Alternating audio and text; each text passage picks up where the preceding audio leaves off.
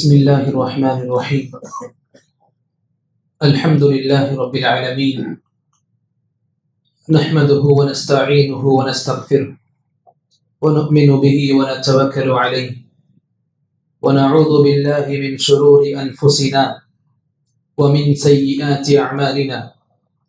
من يهده الله فلا مضل له ومن يضلل فلا هادي له، وأشهد أن لا إله إلا الله وحده لا شريك له، وأشهد أن محمدا عبده ورسوله. أما بعد، فإن أصدق الحديث كتاب الله، وخير الهدي هدي محمد صلى الله عليه وسلم، وشر الأمور محدثاتها، وكل محدثة بدعة، وكل بدعة ضلالة، وكل ضلالة في النار. فقد قال الله تبارك وتعالى في القرآن المجيد وفي فرقانه الحميد: فأعوذ بالله السميع العليم من الشيطان الرجيم من همزه ونفخه ونفثه. بسم الله الرحمن الرحيم. يا أيها الذين آمنوا اتقوا الله حق تقاته ولا تموتن إلا وأنتم مسلمون. يا أيها الناس اتقوا ربكم الذي خلقكم من نفس واحدة وخلق منها زوجها وبث منهما رجالا كثيرا ونساء، واتقوا الله الذي تساءلون به والأرحام إن الله كان عليكم رقيبا. يا أيها الذين آمنوا اتقوا الله وقولوا قولا سديدا يصلح لكم أعمالكم ويغفر لكم ذنوبكم، ومن يطع الله ورسوله فقد فاز فوزا عظيما. وقال في موضع آخر: لإيلاف قريش إيلافهم رحلة الشتاء والصيف فليعبدوا رب هذا البيت الذي أطعمهم من جوع وآمنهم من خوف. رب اشرح لي صدري ويسر لي أمري واحلل عقدة من لساني يفقه قولي. اللهم زدنا علما. எல்லாம் வல்ல அல்லாஹ்வை போற்றியும் துதித்தும் புகழ்ந்தும் ஆரம்பிக்கின்றேன். எனதருமை இஸ்லாமிய சொந்தங்களே, பெரியவர்களே, சகோதர சகோதரிகளே, பேச்சுக்கு போவதற்கு முன்பாக சின்ன நினைவூட்டல்: தங்களுடைய மொபைல் போன்களை தயவு செய்து சுவிட்ச் ஆஃப் அல்லது சைலண்ட் வச்சுக்கோங்க. இன்ஷாஅல்லாஹ் நம் மூலமாக பிற மக்களுடைய ஹுத்பாவும் சரி, நம்முடைய ஹுத்பாவும் வீணாகக்கூடாது. அல்லாஹ் நல்லடியார்களே, உங்கள் முன்னால் ஹுத்பத்துல் மஸ்னூனாவிற்கு பிறகு நம்மில் அநேகமான மக்களுக்கு மனப்பாடமாக இருக்கக்கூடிய, குறிப்பாக சிறார்களின் நாவின் நுனியில் இருக்கக்கூடிய சிறந்த அதிகமான அத்தியாயங்களில் ஒரு அத்தியாயமாக இருக்கக்கூடிய குரைஷ் எனும் சூறாவை காண்பித்தேன். அல்லாஹ் தஆலா இந்த சூரத்து குரைஷ் சம்பந்தமாக சொல்லும் பொழுது, குரைஷியர்கள் எந்த கோத்திரத்தில் நபி அவர்கள் பிறந்தார்களோ அந்த குரைஷ் கோத்திரத்தின் சம்பந்தமாக அல்லாஹ் ரப்புல் ஆலமீன் நமக்கு எடுத்து காண்பிப்பான். அந்த குரைஷ் குலத்தினர் வெயில் காலத்திலும் இன்னும் குளிர் காலத்திலும் ஷாம், யமன் போன்ற நாடுகளுக்கு வியாபார ரீதியாக செல்வார்கள், பயணத்தை மேற்கொள்வார்கள். அல்லாஹ் ரப்புல் ஆலமீன் அவர்களுக்கு நிறைய பர்க்கத்துகளை கொடுப்பான், நல்ல லாபகரமான வியாபாரத்தை ஏற்படுத்தி கொடுப்பான். இந்த விஷயங்களை அல்லாஹ் ரப்புல் ஆலமீன் அந்த குறைஷியர்களுக்கு நினைவுபடுத்தி அவர்களுக்கு எச்சரிக்கை செய்கிறான். எந்த இறைவன் உங்களுடைய ஷாம், யமன் போன்ற நாட்டின் பயணத்தை, குளிர்காலம், வெயில் காலம் போன்ற காலங்களில் உங்களின் பயணத்தை வெற்றிகரமான பயணமாக, லாபகரமான வியாபாரமாக எந்த இறைவன் உங்களுக்கு ஆக்கியுள்ளானோ அதே இறைவனைத்தான் நீங்களும் வணங்க வேண்டும். எந்த இறைவன் உங்களுக்கு இந்த சிறப்புகளை, நலவுகளை வழங்கி கொண்டிருக்கிறானோ அந்த இறைவன் தான் இந்த இறை இல்லமான கஅபத்துல்லாஹ் இறைவனாக இருக்கிறான். இத்தகைய இந்த கஅபாவின் இறைவனாக இருக்கக்கூடிய அவனை நீங்க வணங்கி வரணும். இங்க அல்லாஹ் ரப்புல் ஆலமீன் இந்த சூரால குறைஷியர்களின் இரு காலங்கள் சம்பந்தமான பயணத்தை வச்சு பேசியிருக்காங்க. அப்ப காலங்கள் சம்பந்தமாக நமக்கு இஸ்லாம் ஒரு சில விஷயங்களை சொல்லி கொடுக்கின்றது. இந்த சூறாவை புரிஞ்சுக்கும் பொழுது நம்மால் தெரிஞ்சுக்க முடியுது தெரியல.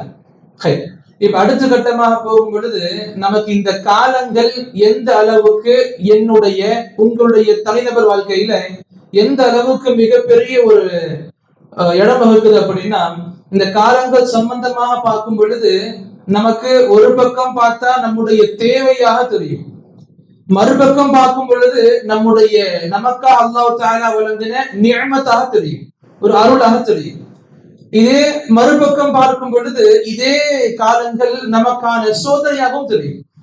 அல்லாஹ் ரப்பல் ஆலமீன் இந்த காலங்களை, இந்த மாறி வரக்கூடிய காலங்கள் சம்பந்தமாக சொல்லும் பொழுது இந்த ஹதீஸ்களை வச்சு பார்க்கும் பொழுது நம்முடைய ஆலிம்கள் சொல்லி கொடுப்பாங்க, இந்த காலங்கள் நம்முடைய வாழ்க்கையில தேவையாகவும் இருக்குது, நிஅமத்தாகவும் இருக்குது, அண்ட் அதே சமயத்துல நம்முடைய சோதனையாகவும் இருக்குது. இது கண்டிப்பா புரிய வச்சுக்கணும். இப்ப இது சோதனையாகவும் அமையுது, நியமத்தாகவும் அமையுது அப்படின்னா, நம்முடைய தேவையாகவும் இருக்குது அப்படின்னா புரிஞ்சுக்கணும் எந்தெந்த முறையில இந்த காலங்கள் சம்பந்தமாக நாம் அணுகணும். இந்த காலங்கள் நமக்கு எதை போதிக்கிறது, இந்த காலங்கள்ல நாம் எதை பேணணும், ரெண்டும் புரிஞ்சுக்கணும்.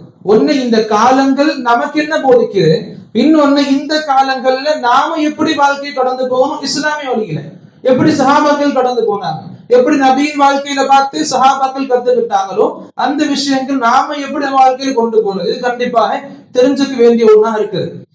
ஆக எங்க இந்த காலங்களை பத்தி அல்லாஹ் ரப்பல் ஆலமீன் பேசியிருக்கானோ நம்முடைய வாழ்க்கையிலையும் பொதுவாக மாறி வரக்கூடிய இந்த காலங்கள் கிளைமேட் சொல்லும் பொழுது நானும் சொல்லுவாங்க. அதுல இந்த குளிர் மழை காலம் சம்பந்தமான நாட்கள்ல இருந்துட்டு இருக்கோம் அல்ஹம்துலில்லாஹ். இந்த சூழ்நிலையில இந்த ஜும்மாவின் மேடையை பயன்படுத்திக்கிட்டு இன்ஷா அல்லாஹ் இந்த குளிர் மழைக்காலம் சம்பந்தமாக நாம பெற வேண்டிய போதனைகள், பிறகு நாம பேண வேண்டியவைகள் சம்பந்தமா இன்ஷா அல்லாஹ் சின்ன விஷயங்கள் சொல்லி முடிச்சுக்க விரும்புகிறேன். அன்பார்ந்தவர்களே, அல்லாஹ் ரப்புல் ஆலமீன் மனிதனுடைய இயல்பாக வைத்திருக்கிறான், எங்கு நம்முடைய வெயில், நமக்கான வெயில் ரொம்ப அதிகமாக ஆகுதோ நம்மால் தாங்க முடியும். கடுமையான வெயில் நம்மால் தாங்க முடியாது, அதே போலதான் கடுமையான குளிரும் கூட நம்மளால தாங்க முடியாது. இது அல்லாஹ் தஆலா எங்க ஜோடித்து வச்சிருக்கான் அப்படின்னா, நரகத்தை பத்தி பேசும் பொழுது நம்ம பொதுவாக சொல்லுவோம் நெருப்பு, சூடு, அனல், உஷ்ணம் சொல்லிட்டு.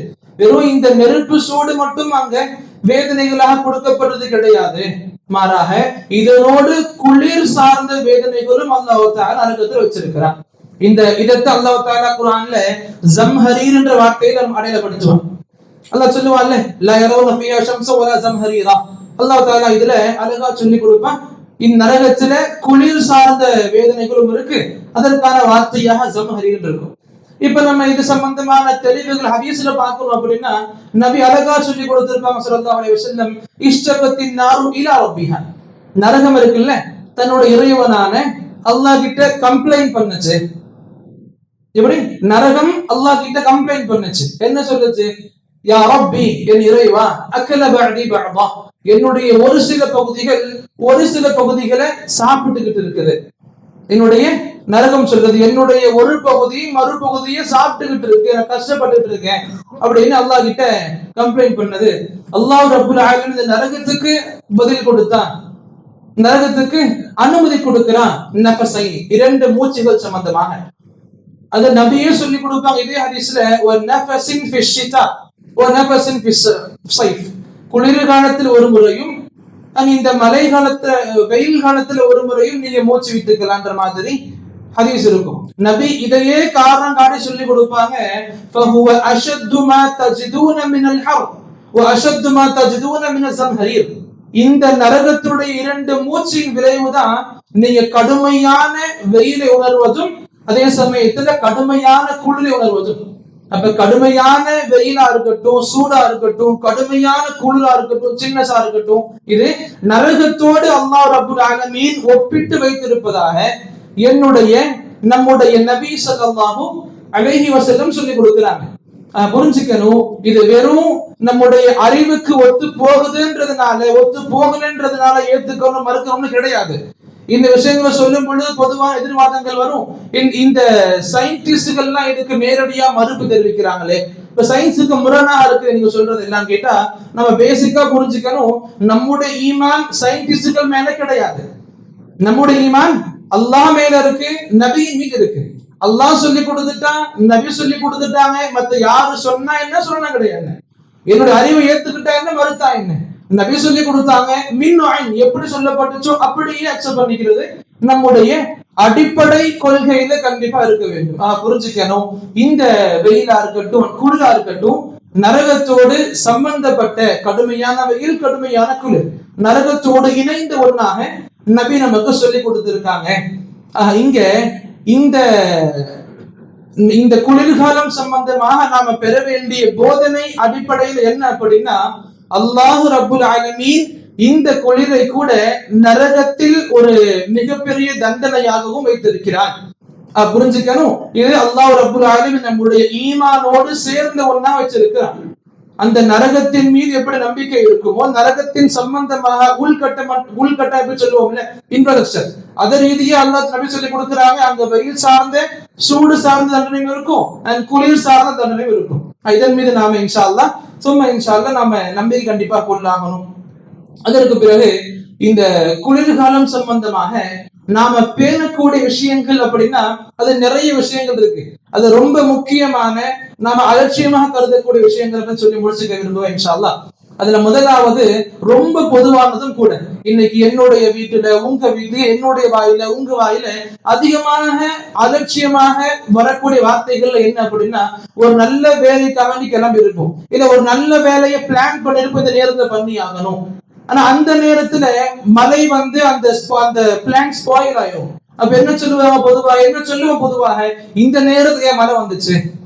இந்த நேரத்துல சில மக்கள் இந்த காலங்களை திட்ட ஆரம்பிப்பாங்க, மழையை திட்டுவாங்க, ஒரு சில அல்லாஹ்வுடைய படைப்பாங்க இந்த விஷயங்களை திட்டுவாங்க. இது சம்பந்தமாக நபி நமக்கு அழகா சொல்லி கொடுப்பாங்க. ஹதீஸ் குத்ஸில அல்லாஹ் சொல்றான்னு சொல்லி கொடுப்பாங்க, யுஸினி இப்னு ஆதம், அல்லாஹ் தஆலா சொல்றான், என்னை ஆதமின் மகன், அதாவது மனிதர்கள், என்னை மனிதன் காயப்படுத்துகிறான், கஷ்டப்படுத்துகிறான். அல்லாஹ்வுக்கு நாம கஷ்டம் கொடுக்கிறோம், நவுதுபில்லாஹ். யார் சொல்றா? அல்லாஹ் சொல்றான். அல்லாஹ் தஆலா சொல்றான், மனிதர்கள் என்னை காயப்படுத்துகிறார்கள், கஷ்டப்படுத்துகிறார்கள். என்ன சொல்லி? யுஸப்புத்தஹர், காலங்களை திட்டுவது மூலமாக, அந்த வெயில திட்டி, மலையை திட்டி, காத்த திட்டி, அல்லாஹ்வுடைய படைப்பை திட்டுவது மூலமாக, இந்த காலங்களை திட்டுவது மூலமாக அல்லாஹ் சொல்றான், என்னை மனிதன் கஷ்டத்திற்கு உள்ளாக்குகிறான். பிறகு அல்லாஹ் சொல்லி கொடுத்தா, அனந்தஹர், நான் தான் காலத்தை படைத்தவர். அப்ப என்ன சொல்ல வரா? நீங்க காலத்தை திட்டுவது மூலமாக அல்லாஹ்வை திட்டுறீங்க, அல்லாஹ்வுடைய படைப்பை ஏசுவது மூலமாக அல்லாஹ்வை ஏசுகிறீர்கள். இது மிகப்பெரிய ஒரு தப்பான காரியமா இருக்குது. அல்லாஹ் ரப்பல் ஆலமீனுக்கு கஷ்டங்களை கொடுக்க ஒரு நாமம் இருக்கு. அல்லாஹ் சொல்லி கொடுத்தா, இதுலயே பியதில் அம்ர், என்னுடைய கையில தான் ஒட்டுமொத்த காரியங்களும் இருக்குது. எல்லா காரியமும் என் கையில தான் இருக்கு. நான் தான் உகல்லிபுல் லைல வன் நஹார், இரவையும் பகலையும் மாத்தி மாத்தி செய்றேன். எனக்கு தான் எல்லா ஆற்றலுமே இருக்கு. இதே குர்ஆன் நமக்கு அழகா புரிய வைக்கும், லா யுஸ்அலு அம்மா யஃஅல், அல்லாஹ் தஆலா என்ன செய்கிறான்றத, என்ன செய்வான்றத கேள்வி கேட்கிறவங்க யாருமே கிடையாது. வஹும் யுஸ்அலூன், ஆனா மனிதர்களாக நாம இருக்கோம்ல, நம்முடைய ஒவ்வொரு மூச்சுக்கு சுவாசத்திற்கும் அல்லாஹ் கிட்ட கேள்விகள் கண்டிப்பா இருக்கு. அல்லாஹ் ரப்புல் ஆலமீன் அவன் நமக்கு வகுத்து கொடுத்த, அவன் நமக்கு இறக்கி அருளி இந்த காலங்களா இருக்கட்டும், அவன் படைத்த படைப்புகளா இருக்கட்டும், அவனுடைய அத்தாட்சிகளா இருக்கட்டும், இதை நாம குறை சொல்றது, திட்டுவது அல்லாஹ்விற்கு கஷ்டங்களை கொடுக்குது. இதன் மூலமாக நம்ம நேரடியாக அல்லாஹ் சபிக்கிறோம், அல்லாஹ் திட்டுறதுக்கு அர்த்தமாக போயிடும். இல்ல, நான் புரிஞ்சுக்கணும், எது நடந்தாலும் சரி அல்லாஹ்வை கேள்வி கேட்கிற அந்த தகுதி யாருக்குமே கிடையாது. ஆனா நம்ம எல்லாருமே நம்முடைய இந்த செயலுக்காக அல்லாஹ் கிட்ட கேள்விகள் கண்டிப்பாக கேட்கப்படுவோம். புரிஞ்சுக்கணும், எது நடந்தாலும் சரி இயற்கை ரீதியாக அல்லாஹ் ரப்புல் ஆலமீன் நாடி இருக்கா, நடந்து விழுந்துச்சு, இது ஏன் நடந்துச்சு, இதை பத்தி நமக்கு தேவை கிடையாது. அல்லாஹ் ரப்புல் ஆலமீன் இந்த விஷயங்களை குறித்து அவனே சொல்லிக் கொடுக்கிற இதன் மூலமாக மனிதன் என்னை கஷ்டப்படுத்துகிறான். முதல்ல புரிஞ்சுக்கணும், நாம இந்த காலங்களை திட்டுவது கூடாது. அதே போலதான் அடுத்தபடியா புரிஞ்சுக்கணும், இந்த குளிர்காலம் வந்தாலே தொழுகையாளிகள் நமக்கு ரொம்ப பெரிய ஒரு கஷ்டம் என்ன அப்படின்னா, உதவு செய்யறது, குறிப்பா இஷால, இன்னும் குறிப்பா ஃபஜ்ர்ல. இந்த ஃபஜர் நேரத்துல உது செய்யறது இல்ல இந்த குளிர்ல இஷாலம் இரவுல பகல்ல உது செய்யறதுன்றது ரொம்ப பெரிய சிரமத்தை கொடுக்கும். ஆனா இந்த சிரமங்கள் நமக்கு மிகப்பெரிய நன்மைகளை கொடுக்கறதுக்கு ஒண்ணு. நம்ம இஸ்லாம் ஃபாலோ பண்ணக்கூடிய முஸ்லிம்கள் தானே, தியாகங்கள் இல்லாம இஸ்லாம் முழுமையை அடைய முடியாது. நம்மளால தியாகங்கள் இல்லாம சொர்க்கத்தை அடைய முடியாது. நம்ம கிட்ட அல்லாஹ் எதிர்பார்க்கிற தியாகங்கள் சஹாபாக்கள் செய்த தியாகங்கள் போல கண்டிப்பா வராது. நாம நம்முடைய வாழ்க்கையில என்ன முடியுமோ அதை அல்லாஹ்வுக்காக தியாகித்து இன்ஷால்லா வாழணும். ஆக அல்லாஹ்வுக்காக இந்த குளிரை கொஞ்சம் பொருட்படுத்தாம உதுவை முழுமையா செய்யணும், முறையா செய்யணும். ரொம்ப சில்லுன்னு இருக்கு, ரொம்ப இதுவா இருக்கு, உடம்பெல்லாம் சிரித்து போயிருது, சும்மா லைட்டா தடையிட்டு வந்துருன்னு சொன்னா இது நமக்கு அனுமதிக்கப்பட்டது கிடையாது. ஏன்? நபியுடைய சஹாபாக்களை பார்க்கலாம். சஹாபாக்கள் இடத்துல உது பண்ணிக்கிட்டு இருந்தாங்க. உங்களுடைய கால் பகுதிகள், காலுடைய குதிக்கால் பகுதியில கொஞ்சம் காஞ்சி இருந்துச்சு. என்ன அர்த்தம்? உது பண்ணும்போது அந்த குதிக்காலுடைய சில பகுதி நனையாம இருந்துச்சு. அதுக்கு நபி என்ன சொன்னாங்க? உடனே வைலுல் லில் ஆகாபி மினன் நார், இந்த குதிக்கால்களுக்கு நரகத்தின் கேடு இருக்குன்னா. அப்ப உது செய்யும் பொழுது எந்த அங்கங்களில் தண்ணி முறையாக பாய்ச்சப்படலையோ, எந்த அங்கங்கள் முழுமையாக நினைக்கப்படலையோ அந்த அங்கத்திற்கு நரகம் தான் இருக்குன்ற நபி சொல்லி கொடுத்த வார்த்தையில புரியுது.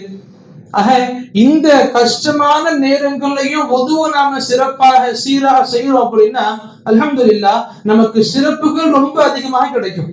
எந்த அளவுக்கு கிடைக்குது? இந்த சின்ன அமல்னால எந்த அளவுக்கு நமக்கு மிகப்பெரிய சிறப்பு கிடைக்குது அப்படின்னா, திருமிதியில் வரக்கூடிய ஹதீஸ் ஒண்ணு, சுப்ஹானல்லாஹ், இமாம் அல்பானி அந்த ஹதீஸ் சஹீஹ்னு சொல்லி அறிவிப்பாங்க. இப்னு அப்பாஸ் ரலியல்லாஹு அன்ஹுமா அவங்க அறிவிக்கக்கூடிய ஹதீஸ் அது. நபி சொல்லுவாங்க, தஹஜ்ஜுத் நேரத்துல நபிக்கு உறக்கம் வந்ததுக்கு உறங்கி இருப்பாங்க.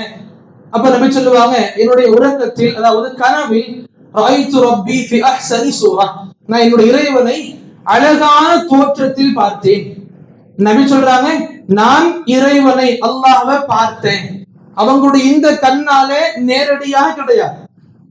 உலகத்துல யாருமே நம்முடைய கண்ணால அல்லாஹ் பார்க்க முடியாது. நம்ம நபியுமே கூட தன்னுடைய கண்ணால அல்லாஹ் பார்க்கல. என்ன சொன்னாங்க? நான் என்னுடைய கனவுல அல்லாஹ்வை பார்த்தேன், சிறந்த அழகான வடிவத்தில் பார்த்தேன். அப்ப என்ன அர்த்தம்? இப்ப என்ன நமக்கு இதுல புரிஞ்சுக்கணும்? எப்படி இருந்தாங்க, எப்படி பார்த்திருப்பாங்க, என்ன தோட்டத்தெல்லாம் இருந்தா, இதை பத்தி நம்ம யோசிக்கவும் கூடாது, இதை பத்தி நாம கேட்கவும் கூடாது. இதை பத்தி யோசிக்கிறதும் கேட்கிறதும் நமக்கு தடை செய்யப்பட்ட ஒன்று. நபி சொன்னாங்க, நான் இறைவனை என்னுடைய கனவுல பார்த்தேன், அழகான வடிவத்துல பார்த்தேன்.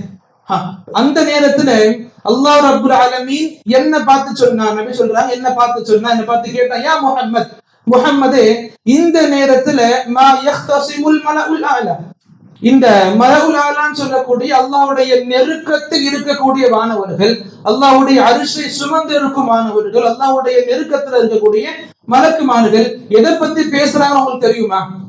அதுக்கு அல்லாஹ் நபி சொன்னாங்க, லா, தெரியாது யா அல்லாஹ்.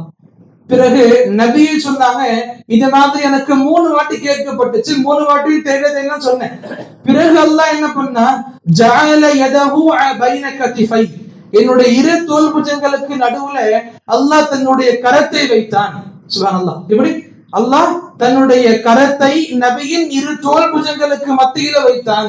வேறு ஹதீஸ் நபி அழகா சொல்லுவாங்க, அந்த கரத்தின் அந்த குளிர்ச்சி இருக்கும்ல, கையின் குளிர்ச்சி, அதை நான் நெஞ்சில உணர்ந்தேன், உடம்புல நான் உணர்ந்தேன்னு சொன்னாங்க. பின்னாடி கை வைக்கப்படுது, அல்ல தோல் புஜங்களுக்கு மத்தியில் கை வைக்கப்படுது. நபி சொல்றாங்க, அந்த சில்னஸ் நான் உடம்புல உணர்ந்தேன், நெஞ்சின் மத்தியில உணர்ந்தேன்னு சொல்றாங்க. பிறகு சொல்றாங்க, அல்லாஹ் கை வச்சதுக்கு பிறகு நான் இதுவரைக்கும் எதையெல்லாம் மறந்து தெரியாம இருந்துச்சோ எனக்கு எல்லாமே அல்லாஹ் தஆலா எனக்கு இதன் மூலமாக கொடுத்துட்டான். அந்த கை வச்சதுக்கு முன்னாடி தெரியாம இருந்துச்சு, கை வச்சதுக்கு பிறகு எனக்கு தெரிஞ்சிருச்சு. பிறகு அல்லாஹ் கேட்டா மறுபடியும், முஹம்மதே, மலஉல் ஆலா, இந்த அல்லாஹ்வுக்கு நெருக்கமா இருக்கிற மலக்குமார்கள் எதை பத்தி பேசுறாங்கன்னு தெரியுமா?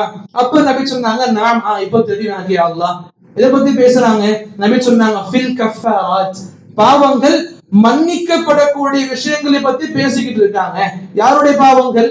நம்முடைய மனிதர்கள் ஜின்களுடைய பாவங்கள் மன்னிக்கப்படுவதை குறித்து மலக்குமார்கள், அல்லாஹ்வுடைய நெருக்கத்தில் இருக்கும் மலக்குமார்கள் பேசிக்கிட்டு இருக்கிறாங்க. பிறகு அல்லாஹ் கேட்டா, என்ன கஃபாராத்துகள் அது? அந்த பாவங்கள் மன்னிக்கப்படுறதுக்கான காரியங்கள் தான் என்ன? அதுல நபி 3 விஷயங்களும் சொல்லியிருப்பாங்க. மலக்குமார்கள் இந்த 3 விஷயங்களை பத்தி பேசிக்கிட்டு இருந்தாங்க. இதன் மூலமாக மனிதர்களின் பாவங்கள் மன்னிக்கப்படும். அதுல ஒண்ணு சொல்லுவாங்க, அல் முக்த் ஃபில் மஸ்ஜித் பஅத ஸலா, தொழுகைக்கு பிறகு பள்ளி வாசல் இருப்பது. தொழுகை முடிஞ்ச உடனே வெளியே போற சலாம் இங்க ஒரு பக்கம் கொடுத்திருப்பாங்க, மறுபக்கம் சலாம் செப்பரேட் கொடுத்திருப்பாங்க. அந்த அளவுக்கு அவசரமான காலத்தை வாழ்ந்துகிட்டு இருக்கோம். அல்லாஹ் நபி சொல்லி கொடுக்குறாங்க, மலக்குமார்கள் நம்முடைய பாவங்கள் மன்னிக்கப்படுவதற்கான வழியாக அவங்க பேசிக்கிட்ட விஷயங்கள் என்ன? தொழுகை முடிஞ்ச பிறகு இறை இல்லத்தில் இருப்பது. பிறகு சொன்னாங்க, இந்த ஜமாஅத்துக்காக நடந்து செல்வது, பள்ளியில இந்த தொழுகைக்காக வேண்டி நடந்து செல்வது. பிறகு சொல்லி கொடுத்தாங்க, இஸ்பாகுல் உதுஇ ஃபில் மகாரி அவ் அலல் மகாரி, கஷ்டமான சூழ்நிலையில் உது செய்வது. அப்ப நாம நமக்கு கஷ்டமா இருக்கக்கூடிய சூழ்நிலையில உது பண்றோம் அப்படின்னா இந்த ஒரு அமல் நமக்கு எவ்வளவு பெரிய இடத்தை கொடுக்குது. நம்முடைய பாவங்கள் மன்னிக்கப்படுது. வேறு ஹதீஸ் நபி சொல்லுவாங்க, நிலைகளும் உயர்த்தப்படுது. பாவங்கள் ஒரு பக்கம் மன்னிக்கப்படுதுவே பெரிய சிறப்பு, மறுபக்கம் நம்முடைய சொர்க்கத்து நிலைகள் அதிகமாக்கப்படுதுன்னா இன்னும் பெரிய பெரிய சிறப்பு. சொன்னாங்க செய்யறது ஒரு அமல் தான், ஆனா கண்டிப்பாக கஷ்டங்களை எதிர்பார்க்குது. நம்ம மனசுக்கு அந்த நேரத்துல குளிர்காலத்துல பஜர்ல எழுந்திருக்க மனசே வராது முதல்ல. அப்படி எழுந்துட்டாலுமே சரி, இங்க தண்ணி எப்படி தொடுவானே இருக்குல்ல. அப்ப இந்த கஷ்டங்களை மேற்கொண்டு என்னுடைய அடியான் தொழுகைக்கு வருவான், உது முறையாக செய்வான், 3 முறை அழகாக செய்வான், எல்லாம் முடிச்சு தொழுகை வருவான் அப்படின்னா என்னுடைய அந்த அடியானுக்கு நான் எல்லா சிறப்புகளையும் கொடுப்பேன். என்ன தேவை? மனுஷனுக்கு பாவங்கள் அழிக்கப்படணும், மறுபக்கம் உயர்ந்த ஜன்னத்துக்கு கிடைக்கணும். அதே போல பாவங்கள் அழிக்கவும் படும், உயர்ந்த சொர்க்கம் இன்ஷா அல்லாஹ் கொடுக்கவும் படும். அல்லாஹ் சொல்லி கொடுத்தா மலக்குமார்கள் வாயிலாக, நபியின் மூலமாக அதை புரிஞ்சுக்கணும். இப்படி உது கஷ்டமான நேரங்கள் அதிகமா செய்யணும் இன்ஷா அல்லாஹ். இதே போல யாருக்கு உடல்நிலை முடியாம இருக்குதோ, யார் உடல்நிலை பாதிக்கப்பட்டிருக்கிறாங்களோ அவங்களுக்கு இஸ்லாம் சொல்லும், அவங்க இந்த கஷ்டங்களை மேற்கொண்டு உது பண்ண வேண்டிய கட்டாயம் கிடையாது. அப்ப அவங்களுக்காகத்தான் நமக்கு இஸ்லாம் அழகான சலுகை கொடுத்திருக்கு, தயம்மம் சொல்லி. அப்ப தயம்மம் அர்த்தம், யார் உடல்நிலை முடியாம இருக்கிறாங்களோ, இன்னும் உடல்நிலை இந்த உடல்நிலையில நான் இந்த தண்ணியை பயன்படுத்த இன்னும் அதிகமா இருக்கிற பயம் யாருக்கு இருக்குமோ அவங்களுக்கு இஸ்லாம் கொடுத்த அழகான சலுகை என்ன? நீங்க தயம்மம் பண்ணிக்கலாம், தண்ணியை விட்டுட்டு நீங்க மண் மூலமாக உங்க தூய்மையை பெற்றுக் கொள்ளலாம். அல்ஹம்துலில்லாஹ். இது சம்பந்தமான ஹதீஸும் அழகா இருக்கும். நபி காலத்துல சஹாபாக்கள் வெளியே போயிருப்பாங்க. அந்த கூட்டத்தினுடைய தலைவராக அமீராக அமர் பின் ஆஸ் இருப்பாங்க. அவங்க அந்த சஃபர் பயணத்துல அவங்களுக்கு குளிப்பு கடமையாயிரும், உது கிடையாது, குளிப்பே கடமையாயிரும். மறுநாள் காலையில தன்னுடைய தோழர்களுக்கு சொல்லுவாங்க, எனக்கு குளிப்பு கடமை ஆயிடுச்சு. அப்ப என்ன பண்ணணும்? குளிச்ச பிறகுதான் தொழுகணும். ஆனா என்ன பண்றாங்க, இவங்க தயமம் பண்ணி தொழுக வைக்கிறாங்க, தொழுக முடியுது. இப்ப இதுலயே சில சஹாபாக்கள் கருத்து வேறுபாடு, எப்படி ஒரு குளிப்பு கடமையான பிறகு தயமம் பண்ணுவாரு? குளிச்சிருக்கணும் கண்டிப்பா. பிறகு இந்த விஷயத்தை நேரடியாக நபி கிட்ட வந்து சொல்றாங்க. நபி கிட்ட வந்த பிறகு சொல்றாங்க, அப்ப நபி கூப்பிட்டு கேட்கிறாங்க, அமர் பின் ஆஸ், எதுக்கு நீங்க இப்படி பண்ணீங்க? தண்ணியும் இருந்துச்சு, நீ குளிச்சிருக்கோ முடியும், ஏன் எப்படி பண்ணீங்க, தயமம் பண்ணீங்க? இப்ப அவங்க சொன்னாங்க, ஆமா ரசூலுல்லாஹ், ஒரு நிமிஷம் கேளுங்க, தண்ணி இருந்துச்சுதான் உண்மை, அல்ஹம்துலில்லாஹ். தயம்மம் ஏன் பண்ண, இதுக்கான காரணமும் அதுக்கு கேளுங்க, என்ன காரணம் சொல்லுங்க. அதுக்கு சொன்னாங்க, ரொம்ப கடுமையான குளிர் இருந்துச்சு, கடுமையான குளிர் இருந்துச்சு, அந்த இடத்துல நான் குளிச்சேன் அப்படின்னா கண்டிப்பாக எனக்கு உடல் நலம் பாதிச்சிரும்ன்ற பயம் இருந்துச்சு, இன்னும் அதிகமா மோசமாயிரும்ன்ற பயம் இருந்துச்சு. உடனே எனக்கு அல்லாஹ்வுடைய ஒரு வசனம் ஞாபகம் வந்துச்சு. அல்லாஹ் சொல்லி கொடுக்கிறான் குர்ஆன்ல, லா தக்துலு அன்ஃபுஸகும் இன்னல்லாஹ கான பிக்கும் ரஹீமா. நீங்க அல்லாஹ் சொல்லுவான், நீங்க உங்களை நீங்களே மாய்த்து கொள்ளாதீர்கள், உங்களை நீங்களே கொலை செய்து கொள்ளாதீர்கள், உங்களுக்கு நீங்களே ஆபத்துகளை தேடிக் கொள்ளாதீர்கள். இந்த வசனம் ஞாபகம் வந்துச்சு. அந்த அடிப்படையில நானு குளிக்கல, தயமம் பண்ணிக்கிட்டேன். நபி எதுவுமே அவங்கள மறுத்து பேசல, அவங்கள திருத்தவும் செய்யல, அது அப்படியே அங்கீகரிச்சுக்கிட்டாங்க. அப்ப என்ன அர்த்தம்? இப்ப கடமையான குளிப்பு நிகழ்ந்தாலும் சரி, குளிப்பு கடமையாகப்பட்டாலும் சரி, நமக்கு உடல்நிலை பாதிப்படைஞ்சிருக்கு அப்படின்னா குளிக்கணும்ன்ற அவசியம் கிடையாது, தயமம் பண்ணா போதும். எப்ப இந்த நேரத்துல தண்ணியை பயன்படுத்தினா இன்னும் மோசமா உடல்நிலை பாதிக்கப்படுகின்ற பட்சத்துல இன்ஷா அல்லாஹ் நாம தயமம் பண்ணிக்கலாம். அல்ஹம்துலில்லாஹ். இது ஒரு பொதுவான சுன்னாவாக நாம் தெரிஞ்சுக்கலாம், சலுகையாக புரிஞ்சுக்கலாம். அல்ஹம்துலில்லாஹ். பிறகு இன்னும் பேசிக்காக பாக்குறோம் அப்படின்னா, இப்ப இந்த குளிர் காலத்துல சில மக்கள் இந்த சாக்ஸ் போடக்கூடிய பழக்கம் இருக்கும்ல, அல்ஹம்துலில்லாஹ். இப்ப நான் வேண்டது என்ன அப்படின்னா, இந்த சாக்ஸ் போடக்கூடிய இந்த மசாலா, இந்த விஷயம் இருக்குல்ல, இது கிதாபுகள்ல படிக்குமா தெரியும், அஹ்லு சுன்னா வல் ஜமாஅவுடைய மசாலா. இது எது சொல்றோம்? குர்ஆன் சுன்னா யார் ஃபாலோ பண்றாங்களோ அவங்க பேணக்கூடிய பழக்கங்கள் இது. ஏன்னா அஹ்லு தஷ்யீஉ ஷியாக்கள் இருக்காங்கல்ல, அவங்க மத்தியில இந்த சாக்ஸ் போட்டு தொழுகிறதுனா அவங்க ஏத்துக்காத ஒண்ணு, அவங்க மறுக்கிற ஒண்ணு. ஆக இந்த விஷயங்கள் அஹ்லு சுன்னா வல் ஜமாஅவுடைய மஸலாவா இருக்குது. இந்த குளிர் காலத்துல நாம இன்ஷா அல்லாஹ் முடிஞ்சா இந்த அமல்களை பேணுறதுக்கான முயற்சிகளில் ஈடுபடணும் இன்ஷா அல்லாஹ். இப்ப சாக்ஸ் போடக்கூடிய இந்த சுன்னா இருக்குல்ல, இந்த ஒரு சலுகை இருக்குல்ல, இதை பைய நபியும் பயன்படுத்திருக்காங்க, சஹாபாக்களும் பயன்படுத்திருக்காங்க, நமக்கு ஆதாரம் நிறைய இருக்காங்க சம்பந்தமாக. இப்ப இந்த சாக்ஸ் போடும் பொழுது என்ன ஒரு பேசிக்கா புரிஞ்சுக்கணும் அப்படின்னா, பயணம் செய்யக்கூடிய பயணி இருப்பாங்கல்ல, இந்த முசாஃபிர், அவங்களுக்கு இஸ்லாம் சொல்றது முழுமையாக 3 பகல் 3 இரவு, முழுமையான 3 நாள் அவங்க இந்த சாக்ஸ்லயே உதவு பண்ணிக்கலாம், கால் கழுவும்போது மசாஜ் பண்ணிக்கலாம், அவுத்து கழுவ வேண்டிய அவசியம் கிடையாது. இதே ஊர்ல தங்கி இருப்பாங்கல்ல, பயணம் செய்யாம ஊர்ல தங்கி இருக்கிற மக்கள், அவங்களுக்கு முழு 24 மணி நேரம், ஒரு முழு நாள் அவங்க உதவு பண்ணும் பொழுது சாக்ஸ் போட்டாங்க அப்படின்னா சாக்ஸ் மேல மசாஜ் பண்ணிக்கலாம்.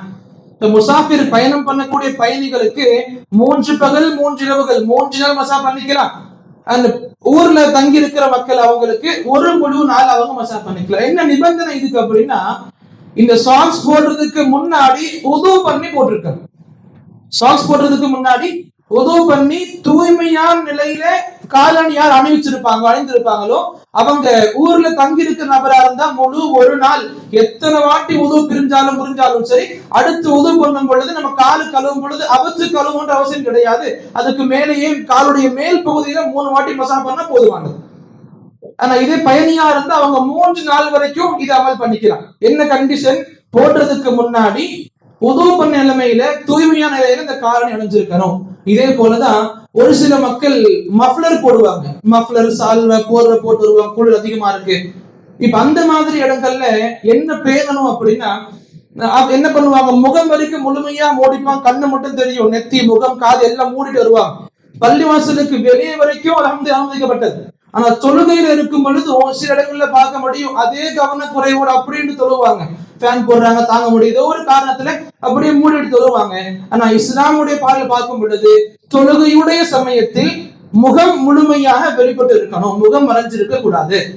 அப்ப இந்த மஃப்ளர் சால்வை எல்லாம் போட்டு முகத்தை மூடிக்கிறது நமக்கு சரி கிடையாது. பள்ளிக்கு வெளி வரைக்கும் ஓகே, பள்ளிக்குள்ளே ஓகே, தொழுகைக்காக நிக்கிறோம் அப்படின்னா அந்த தொழுகைக்காக நிற்கும் பொழுது நம்முடைய முகம் முழுமையாக திறந்து இருக்கணும், அந்த முகம் மூடப்பட்டு இருக்கக்கூடாது. இது ஒண்ணு. இந்த குளிர் காலத்தில் நாம ரொம்ப அதிகமாக பேண வேண்டியது என்ன அப்படின்னா, நம்ம கிட்ட அல்லாஹ் தஆலா நிறைய விஷயங்களை கொடுத்துருக்கான். நமக்கு இருக்க வீடு இருக்கு, போட துணி இருக்கு, சாப்பிட உணவு இருக்கு, உழைக்க சக்தி இருக்கு, எல்லாம் அல்லாஹ் கொடுத்துருக்கான். எல்லாம் இன்னும் அதிகமா கொடுப்பானாங்க அல்லாஹ். இந்த நேரத்துல நாம முடியாதவர்களுக்கு என்ன செய்ய முடியும் யோசிக்கணும். யாருக்கு வீடு இல்லையோ, யார் இந்த குளிர்ல கஷ்டப்பட்டுக்கிட்டு இருக்காங்களோ, யாருடைய வீடு முறையாக இல்லையோ, யாருடைய வீட்டுல அடுப்பெரியக்கூடிய வாய்ப்பு இல்லாம இருக்குதோ அவங்களுடைய நினைவுகள் அதிகமாக கொள்ளணும். ஏழைகள் ரொம்ப அதிகமாக நாம கவனிக்க வேண்டிய நாள்கள்ல இது இருக்குது. சுப்ஹான் அல்லாஹ். யதீம்கள் இருக்காங்க, விதவைகள் இருக்காங்க, அனாதைகள் இருக்காங்க, எல்லாரையும் அல்ஹம்துலில்லாஹ் நாம கவனிக்கணும். நம்முடைய உறவாக நினைச்சு அவங்களுக்கு என்ன முடியும் எல்லாத்தையும் பண்ணணும் இன்ஷா அல்லாஹ். இந்த பள்ளியின் மூலமா செஞ்சாலும் சரி அல்ஹம்துலில்லாஹ், இல்ல தனித்தனி குடும்ப ரீதியாக நான் பண்ற எடுத்துக்க அல்ஹம்துலில்லாஹ். ஆக ஏழைகள் நாம இந்த சமயங்கள்ல விடக்கூடாது. ரோட்ல ஃபுட்பாத்ல படுக்கிற முஸ்லிமா இருக்குன்றது நம்ம கடமையே கிடையாது. அவங்க முஸ்லிமா இருக்கட்டும் முஸ்லிம் அல்லாம இருக்கட்டும், ஒரு மனிதாயமான அடிப்படையில யாரு கஷ்டப்பட்டுக்கிட்டு இருக்கிறாங்களோ, யார் இந்த குளிர்ல நடையிட்டு போத்திக்க போர்வையும் இல்லாம போத்துக்கிட்ட போர்வை ஓட்ட யார் கிழிஞ்சிருக்குது, தலையை மூடுனா கால் தெரியுது, காலை மூடுனா தலை தெரியுது, இவ்வளவு கஷ்டத்தை யார் இருக்கிறாங்களோ அவங்களுக்கு ஒரு போரை வாங்கி கொடுக்கறதுல இருக்கிற நன்மை சுப்ஹான் அல்லாஹ் அதை செஞ்ச மக்களுக்கு எல்லாம் நிறைய கொடுப்பாங்க. அல்லாஹ் தஆலா இன்னும் அதிகமாக சேதுகிற வாய்ப்பு கொண்டு போனாங்க. புரிஞ்சுக்கணும். இந்த ஏழைகள் சம்பந்தமாக ஏழைகளுக்காக நம்மள ஃபுல்லா அவைலபிளா வச்சுக்கிறோம். யார் யாரெல்லாம் ஏழை மிஸ்கினா இருக்காங்களோ அவங்களுக்காக நான் எப்பவுமே அவைலபிளா இருக்கணும். நபியை பார்க்கலாமே, நபி ஏழைகளுக்காக எப்பவுமே அவைலபிளா இருப்பாங்க. எந்த அளவுக்கு அப்படின்னா ஹதீஸ்ல ஒரு சஹாபி சொல்லுவாங்க, கானத்தில் அமது மின் இமாய் அஹ்லில் மதீனா, மதீனால உள்ள நபி மதீனால இருக்கும் பொழுது மதீனால உள்ள அடிமை பெண்கள் இருப்பாங்கல்ல, அந்த அடிமைகள் பெண் அடிமையா இருக்கட்டும், எந்த ஒரு பெண் அடிமை அவங்க நாடினாலுமே அல்லாஹ்வுடைய நபியின் கையை பிடிச்சு அவங்க வலிச்சு பேசுறதுக்கு கூடிய அளவுக்கு அல்லாஹ் நபி அவங்களுக்கு அமைதி கொடுத்திருந்தாங்க. நீ எல்லாம் வரக்கூடாது என்கிட்ட, நீ எல்லாம் தூரமா இருந்து பேசணும், நீ மட்டும் தான் உள்ள வரணும். இந்த பாகுபாடு நபிக்கிட்ட கிடையாது. நம்ம சொல்லுவாங்க எவ்வளவு முடியுமோ நபியுடைய கை போர்வையை வரைச்சு நீங்க பேசுற அளவுக்கு நபி சலுகைகள் அனுமதி கொடுத்திருந்தாங்க. ஏழைகளோடு அந்த அளவுக்கு, அடிமைகளோடு அந்த அளவுக்கு நபி உறவு கொண்டிருந்தாங்க. இதெல்லாம் நமக்கு ரொம்ப பெரிய படிப்பினைகளை கொடுக்குது. நபியை கேட்கிறோம், படிக்கிறோம், நபி முகமதுன்னு சொல்றோம், எல்லா பாசங்கள் தெரிவிக்கிற நாம நபியின் வாழ்க்கையில இந்த நிகழ்வுகள் மூலமாக பெறக்கூடிய படிப்பினைகள் என்ன, அது பெறாம இருக்கிறோம். அல்லாஹ் ரப்புல் ஆலமீன் நமக்கு இதன் மூலமாக நிறைய விஷயங்களை சொல்லிக் கொடுக்கிறான். எந்தெந்த படிப்பினைகள் நாம் பெற வேண்டுமோ இன்ஷா அல்லாஹ் கண்டிப்பாக படிப்பினைகள் பெற்ற மக்களாக, இந்த படிப்பினைகளின் மூலம் நிறைய விஷயங்கள் அமல் ரீதியாக வெளிப்படுத்தக்கூடிய மக்களாக அல்லாஹ் நம்மை ஆக்கிடுவானாக. நாம் ஆமீன். அப்ப ஒரு முஸ்லிமாக நான் வாழ்ந்துகிட்டு இருக்கேன், இந்த முஸ்லிமாக நான் இருக்கும் பொழுது உண்மையான முஸ்லிம்னா யாரு? நபி சொல்லி கொடுப்பாங்க, லைஸல் முஃமின் அல்லதி யஷ்பஉ வ ஜாருஹு ஜாயிர். ஒரு முஸ்லிம் அவன் நிம்மதியாக வயிறு முட்டை சாப்பிட்டுக்கிட்டு அவனுடைய அண்டை வீட்டு பக்கத்து வீட்டுல உள்ள நபர் இருப்பாங்கல்ல, அவங்க பசித்து இருக்கிறாங்க. ஒரு முஸ்லிமாக நான் இருக்கேன், பக்கத்துல இருக்கிறவங்க முஸ்லிமா இருக்கட்டும், முஸ்லிம் அல்லாம இருக்கட்டும், முஸ்லிம் டாபிக் இல்ல, என்னோட அண்டை வீட்டுல இருக்கிறவங்க பசித்திருந்து நான் முழுமையாக வயிறு முட்டை மூச்சு முட்டை சாப்பிட்டு அப்படின்னா நபி சொன்னாங்க அவன் முழுமையான முஸ்லிம் கிடையாது. என்ன வேணா தொழுகையாளியா இருக்கட்டும், நோன்பாளியா இருக்கட்டும், 4 ஹஜ் பண்ணி 10 பேர் ஹஜ் பண்ணி வச்சிருக்கட்டும், நபி சொன்னாங்க அவன் முழுமையான முஸ்லிம் கிடையாது. ஏன்? மனிதாய்வு அடிப்படையில தன்னை சார்ந்துள்ள மக்களின் நலம் நாடுவது உண்மையான முஸ்லிம். பொதுவாக ஹதீஸ் சொல்லி முடிச்சுக்கிற ஒண்ணு, பொதுவாக ஒரு ஹதீஸ் நான் படிச்சிருக்கோம். நபி சொல்லுவாங்க அல் முஸ்லிம் மன் சலிமல் முஸ்லிமுன் மின் லிசானி வ யதிஹி. ஒரு முஸ்லிம் யார் அப்படின்னா அவனுடைய நாவினாலும் கரத்தாலும் பிற முஸ்லிம்கள் நிம்மதியா இருக்கிறவங்க தான். இப்ப நான் ஒரு முஸ்லிமா இருக்கேன் அப்படின்னா உண்மையான முஸ்லிமாக, முழுமையான முஸ்லிமாக எப்ப மாறுவேன் நான், எப்ப இருப்பேன் நான், என்னுடைய நாவுனால என்னுடைய கைகள்னால பிற முஸ்லிம்கள் நிம்மதியா இருக்கணும். அது வரைக்கும் நான் முஸ்லிமாக ஆக முடியாது. எப்ப என்னோட நாவுனால கரத்தால பிற முஸ்லிம்கள் நிம்மதி அடைவார்களோ அடைவீர்களோ இன்ஷா அல்லாஹ் அப்பதான் நான் முழுமையான உண்மையான முஸ்லிம் ஆக முடியும். இதற்கான விளக்கம் கொடுக்கும் பொழுது நிறைய மக்கள் பேசுவாங்க, நாமும் நிறைய பேர் சொல்லிக் கொடுப்போம், தப்பா பேசக்கூடாது, அடிக்க கூடாது, தப்பா பேசாம இருந்து அடிக்காம நல்ல முஸ்லிமா இருக்கலாம். அது மட்டும் விளக்கம் கிடையாதுங்க. நல்ல வார்த்தைகளும் பயன்படுத்தணும். நான் முஸ்லிமா இருக்கேன்னா பிற மக்கள் மத்தியில் நல்ல வார்த்தைகளை பயன்படுத்தணும். நல்ல வார்த்தைகளை பயன்படுத்தினா நான் உண்மையான முஸ்லிம். என்னுடைய கரத்தால அடிக்காம இருந்தா மட்டும் முஸ்லிம் கிடையாது, என்னுடைய கரத்தால மக்கள் அரவணைக்கவும் செய்யணும்.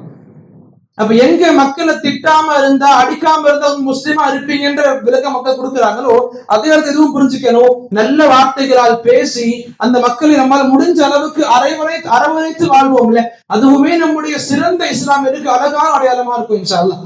அன்பார்ந்தவர்களே, சொல்ல வேண்டிய விஷயம் என்ன அப்படின்னா இந்த காலங்கள் நமக்கு வருது போது இது நமக்கு நிறைய பாடங்கள் சொல்லி கொடுத்துதான் இருக்கு. இந்த படிப்பினைகளை பெற்றோர்களாக நாம் இருக்கணும். இப்ப இன்னைக்கு இந்த ஜும்மாவுக்காக பள்ளிக்குள்ள வந்துட்டேன், இதுக்கு முன்னாடி உள்ள வர்றதுக்கு முன்னாடி வரைக்கும் வாழ்க்கையில எப்படியோ இருந்துட்டேன்.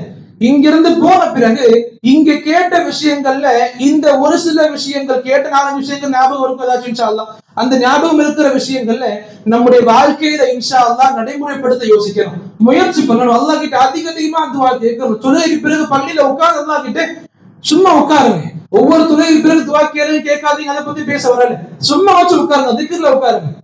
சுப்ஹானல்லாஹ். அப்ப எந்த அளவுக்கு முடியுமோ அல்லாஹ் ரப்பல் ஆலமீன் நம்முடைய வாழ்க்கையில் இஸ்லாமை அதிகமாக அமல் செய்யக்கூடிய மக்களாகவும் பிற மக்களுக்கு சொல்லிக் கொடுக்கக்கூடிய மக்களாக நம்மை ஆக்கிடுவானாக.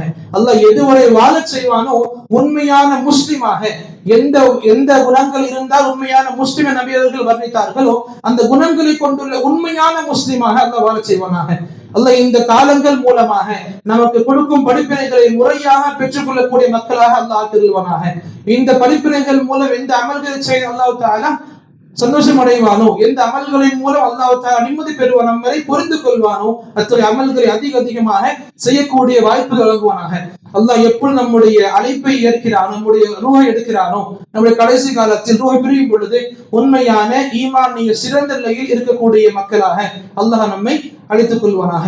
அல்லாஹ் ஆமீன். வாஹிரு தஅவானா அல்ஹம்துலில்லாஹி ரப்பில் ஆலமீன்.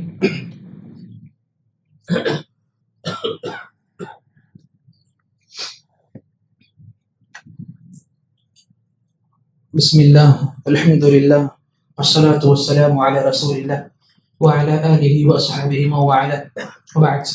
அன்பார்ந்தவர்களே, வெள்ளிக்கிழமை சார்ந்த பொதுவான முக்கியமான நினைவூட்டல்கள். அல்லாஹ் ரப்புல் ஆலமீன் அவன் படைத்த தினங்களில் மிக சிறந்த தினமாக வெள்ளிக்கிழமை கிடைக்கிறார். இந்த வெள்ளியில் அதிகமாக நம்ம பேண வேண்டிய சுண்ணாக்கள் நிறைய இருக்குது. அந்த பேண வேண்டிய சுண்ணாக்களில் முதன்மையான மிக முக்கியத்துவமான பிரதானமான சுண்ணாக்களாக இருக்கிறது 2 முக்கியமான விஷயங்கள். அதுல ஒண்ணு, நம்முடைய இறைவனான அல்லாஹ்வை அதிகமாக புகழ்வது. ஜும்மா வர்றதுக்கு முன்பும் சரி, துளைக்கு பிறகும் சரி, அதிகமாக அல்லாஹை புகழ வேண்டும். அல்லாஹ்வுடைய புகழினால் தான், அல்லாஹ்வுடைய திக்ர் துதிப்பாடல்களால் நம்முடைய நாவுகள் அதிகமாக நினைய வேண்டும், சொல்ல வேண்டும் இன்ஷா அல்லாஹ். அதற்கு பிறகு நம்முடைய நாவு அதிகமான வார்த்தைகளை பயன்படுத்துது அப்படின்னா நம்முடைய நபியின் மீதான நேசத்தின் வார்த்தை சார்ந்த வெளிப்பாடாக கருதக்கூடிய செலவாத்துகளையும் சலாம்களையும் அதிகமாக வெளிப்படுத்துவது. ஆக நபியின் மீதுள்ள நேசத்தை வார்த்தை மூலமாக வெளிப்படுத்தக்கூடிய ஒரு அங்கம் தான் செலவாத்துகள், சலாம சொல்றது. முதல்ல அல்லாஹ் ரொம்ப அதிகமாக புகழணும் இன்ஷா அல்லாஹ். அதுக்கு அடுத்த கட்டமாக நபியின் மீதுள்ள பாசத்தின் வார்த்தை சார்ந்த வெளிப்பாடாக இருக்கக்கூடிய செலவாத்துகளையும் சலாம்களையும் அதிகமாக வெளிப்படுத்தணும். அல்லாஹ் தஆலா இத்தகைய நேசங்களை வாழ்க்கை ரீதியாகவும் வாழ்க்கை ரீதியாகவும் வெளிப்படுத்தக்கூடிய மக்கள் அல்லாஹ் நம்மை ஆக்கிடுவானாக. அல்லாஹ் ஆமீன். இன்னல்லாஹ மலாயிகத்தஹு யுஸல்லூன அலன் நபி யா அய்யுஹல்லதீன ஆமனூ ஸல்லூ அலைஹி வஸல்லிமூ தஸ்லீமா. அல்லாஹும்ம ஸல்லி அலா முஹம்மத் وعلى آل محمد كما صليت على إبراهيم وعلى آل إبراهيم إنك حميد مجيد. اللهم بارك على محمد وعلى آل محمد كما باركت على إبراهيم وعلى آل إبراهيم إنك حميد مجيد. عباد الله رحمني ورحمكم الله، إن الله يأمر بالعدل والإحسان وإيتاء ذي القربى وينهى عن الفحشاء والمنكر والبغي يعظكم لعلكم تذكرون. واذكروا الله العظيم جليلا جبارا يذكركم وادعوه يستجب لكم ولذكر الله أكبر والله يعلم ما تصنعون.